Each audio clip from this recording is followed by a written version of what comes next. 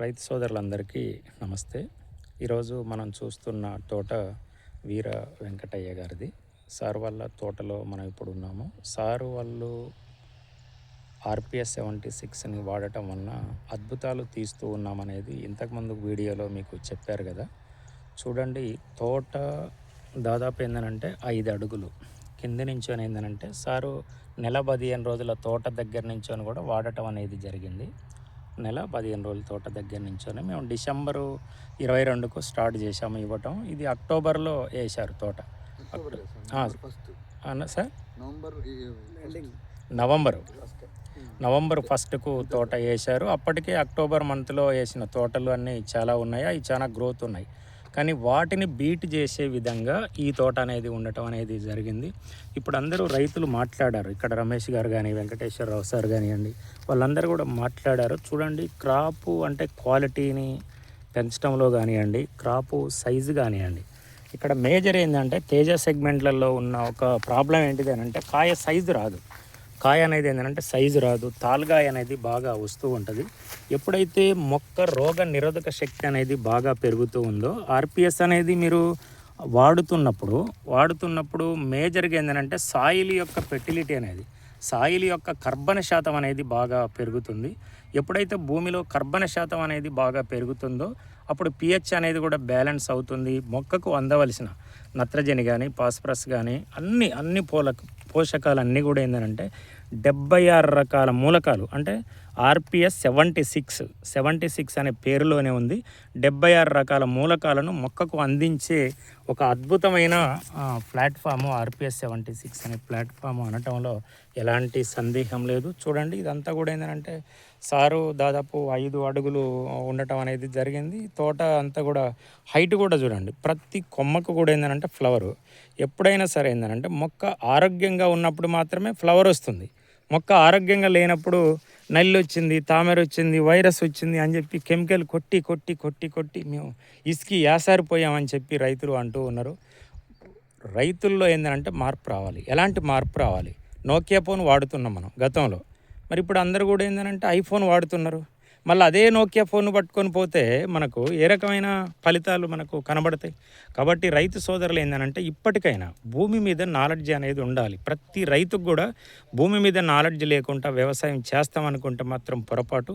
ఇక్కడ ఎంతోమంది రైతులు ఉన్నారు, కానీ సార్ మాత్రమే ఎందుకు ఇంట్రెస్ట్గా, రమేష్ గారు మాత్రం ఎందుకు ఇంట్రెస్ట్గా, వెంకటేశ్వరరావు గారు మాత్రం ఎందుకు ఇంట్రెస్ట్గా వాడుతున్నారు అని అంటే, వారికి నేను వాళ్ళతోటి మాట్లాడినప్పుడు ఏంటంటే వాళ్ళల్లో వచ్చిన ప్రతి పదం కూడా ఏంటంటే చాలా యాక్టివ్ అనిపించింది నాకు. ఎందుకు అంటే రోగ నిరోధక శక్తి ఉండాలి మొక్కలో, భూమిలో ఫెర్టిలిటీ ఉండాలి, భూమిలో మూలకాలన్నీ కూడా మొక్కకు అందించే విధంగా ఉన్నప్పుడు మాత్రమే మొక్క ఆరోగ్యంగా ఉంటుంది. కెమికల్ని మాత్రం తగ్గించకపోతే భవిష్యత్తులో రైతుకు ప్రత్యామ్నాయం అనేది కెమికల్కు కంప్లీట్గా ఆర్గానికే, సేంద్రియ వ్యవసాయం అనేది ప్రత్యామ్నాయం. ఆ సేంద్రియ వ్యవసాయ విధానంలో ఇంతకుముందుకు రమేష్ గారు అడిగారు, ఆర్పిఎస్ అనేది ఏంటంటే మేజర్గా సాయిల్ అప్లికేషన్ ఇవ్వాలన్నా లేకపోతే స్ప్రేయింగ్ చేయాలన్నా అనేది కూడా అడగటం అనేది జరిగింది. ఆర్పిఎస్ అనేది ఏంటంటే భూమికి ఆహారం అంటే భూమి అనేది ఏంటంటే ఒక సూక్ష్మజీవుల కలయికతో ఉన్న ఒక జీవ పదార్థం. అలాంటి జీవానికి మనం ఎప్పుడైతే ఆర్పిఎస్ని మీరు తోడు చేసుకున్నారో రైతులు అద్భుతాలు తీయగలుగుతారు. ఇక్కడ కొంతమంది రైతుల్ని చూస్తే హ్యాపీ అనిపిస్తూ ఉంటుంది, కొంతమంది రైతులను చూస్తే బాధ అనిపిస్తూ ఉంటుంది. ఇప్పుడు మేము 250 కిలోమీటర్లు వచ్చాం. ఎందుకు? రైతు హ్యాపీగా ఉన్నాడు కాబట్టి కలవాలనిపిస్తుంది. కొంతమంది రైతులు ఉంటారు, ఎప్పుడు ఏడుపు కొట్టు మాటలు మాట్లాడుతూ ఉంటారు. అంటే వాళ్ళల్లో రిజల్ట్ రాదు, వాళ్ళల్లో కెమికల్ వాడుతూ ఉంటారు, భూమిని ఖరాబు చేస్తూ ఉంటారు.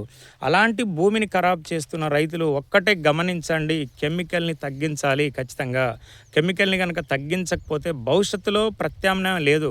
భవిష్యత్తులో మంచి భూమిని మనం భవిష్యత్ తరాలకు అనేది ఇవ్వాలి. ఆ భూమిలో మనకు ఓమ కూడా పండని విధంగా ఇప్పుడు భూములు తయారవుతూ ఉన్నాయి.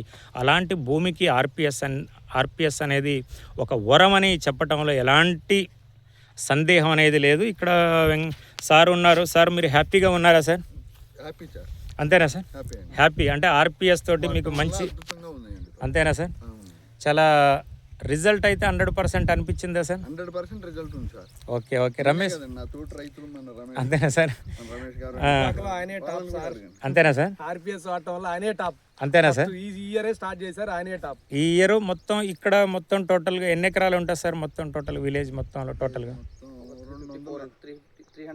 ఒక 300 ఎకరాస్ ఉంటాయి. 300 ఎకరాలలో అంటే మంచి ఆరోగ్యంగా బాగా ఉన్న తోటలు ఇప్పుడు ఏ తోటలు ఉన్నాయి సార్? ఏ రైతు ఉన్నాయి?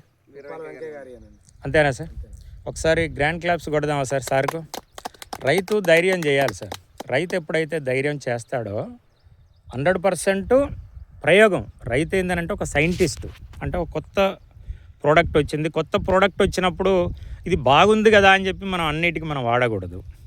ఎప్పుడైతే ఒక ఎకరానికి మనం ప్రయోగం చేస్తామో ఆ ఎకరంలో రిజల్ట్ వచ్చిన తర్వాత ఖచ్చితంగా మొత్తానికి కూడా వాడుకోవచ్చు. ఇక్కడ సారు వీర వెంకటయ్య గారికి మా వైపు నుంచో చాలా చాలా ధన్యవాదాలు సార్. చాలా అద్భుతమైన రిజల్ట్స్ తీశారు. ఇదంతా కూడా సార్ యొక్క బిట్టు చూడండి. నవంబర్ 1st వీక్లో వేయటం జరిగింది. నేను డిసెంబర్ ఎండింగ్లో రావటం అనేది జరిగింది. ఇప్పుడు ఫిబ్రవరి 1st వీక్లో వచ్చాము. అద్భుతమైన రిజల్ట్స్ అనేది సారు తోటల్లో ఉంది. ఫ్లాట్ ఎటు చూసినా కానీ ఏంటంటే ఒకే రకంగా మొత్తం టోటల్గా ఉంది. ఇప్పుడు రమేష్ గారు అంటాడు మార్చి వరకు దీంట్లో ఏలు పెట్టొద్దు, ఎందుకనంటే తోట డ్యామేజ్ అయ్యే అవకాశం ఉంది అనేది. ఎకరానికి జనరల్గా అప్రాక్సిమేట్లీ రమేష్ గారు మీ ఆలోచన అంటే మీకున్న ఎక్స్పీరియన్స్ ప్రకారం దీంట్లో అంటే జనరల్గా ఎన్ని క్వింటాలు తీయగలుగుతాం మనం? రమేష్ గారు చెప్పండి ఒకసారి. ఒక 25 క్వింటాలు ఒక క్రాప్లో 25 క్వింటాలు బరాబర్గా నవంబర్ 1st తారీఖు వేయబట్టి 25. ఓకే. అదే సెప్టెంబర్ ఎండింగ్ కానీ అక్టోబర్ 1st వీక్ వేసుకుంటే ఓకే ఇదే ఆర్పిఎస్ వాడున్నట్లు అయి ఉంటే ఇంకా ఎక్కువ దిగుబడి చేసే ఛాన్స్ ఉంటుంది. అంతేనా సార్? ఓకే. ఇది ఆర్పిఎస్ యొక్క రిజల్ట్ మిత్రులారా. అందరు కూడా ఇంకొక మాట అండి సార్, ఆర్పిఎస్ కి రసాయనాలకి ఉన్న తేడా ఏంటంటే ఆర్పిఎస్ తల్లిపాలు, రసాయనాలు పోతపాలు అండి. బాబా గ్రేట్ సార్. ఎలా చెప్పగలిగారు సార్ మీరు ఇంత? అంటే ఇప్పుడు రమేష్ గారు ఏమన్నారంటే మేము జనరల్గా చెప్తూ ఉంటాం మాట, తల్లిపాలకు డబ్బా పాలకు ఉన్న తేడా అనేది మేము మాట్లాడుతూ ఉంటాము. కానీ రమేష్ గారు అదే మాట మాట్లాడిండు. అంటే తల్లిపాలు అంటే భూమికి కూడా ఏంటంటే ఆ రకంగా కనబడుతుంది ఇక్కడ. అంటే తల్లిపాలు ఇచ్చిన వాళ్ళు ఎంత హ్యాపీగా పెరుగుతారో మొక్క కూడా అంత ఆరోగ్యంగా పెరుగుతుందని చెప్పి ప్రాక్టికల్గా రుజువు చేశారు కాబట్టి ఆ రకంగా అన్నారు. చాలా ధన్యవాదాలు రమేష్ గారు. నమస్తే. Thank you.